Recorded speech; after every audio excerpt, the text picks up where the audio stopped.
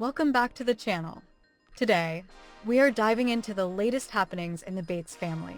From new babies and fancy trips to quiet sermons and political posts, the siblings have kept their feeds busy this past week.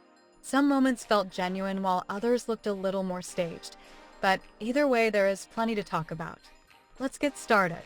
The Stewarts made the most noise this week, turning their home into what felt like a non-stop filming set. Between reels, daily stories, and vlogs, the cameras hardly ever seemed to stop rolling. Even little Layla showed signs of being overwhelmed, turning away whenever her emotions surfaced.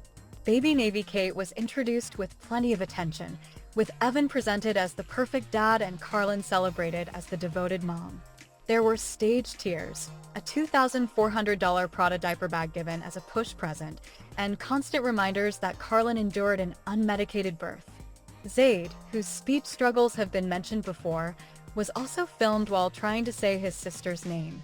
It left many wondering if these moments are being shared more for content than for the family's privacy.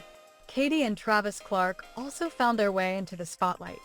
Before taking off on a luxury trip, Katie visited her sister's home with a neatly arranged gift basket while the cameras rolled. Soon after, Travis revealed his grand surprise, a week-long trip to London filled with high-end hotels and curated experiences. For something that was meant to be a surprise, Katie still managed to pack several suitcases and post polished content from abroad. They recreated family photos, toured the city, and visited tourist spots.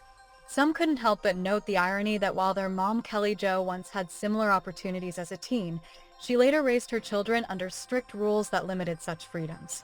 Michael and Brandon Keilen, in contrast, kept to their familiar style.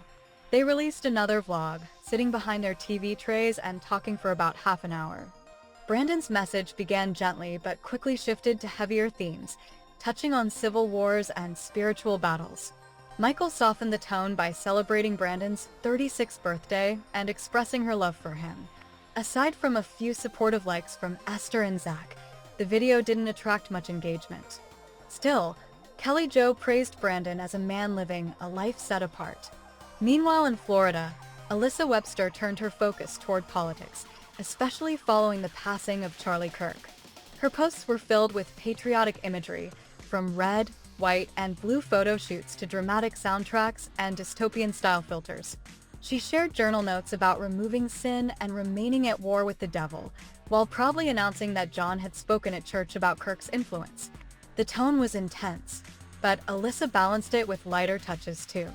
A PR package of flowers from a bee pollen company was featured several times, suggesting how much thoughtful gestures mean to her.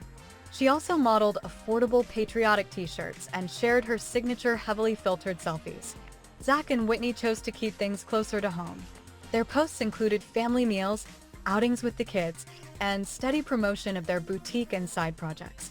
Kelly Jo joined in for a fun Q&A session, sharing family memories that fans always enjoy. Compared to their siblings, their updates felt more simple, but still carried that recognizable Bates blend of family life and business. And that wraps up this part of the recap. Of course, there are still more stories from the rest of the Bates family, and each one adds something new to the bigger picture. So, what do you think of this week's updates?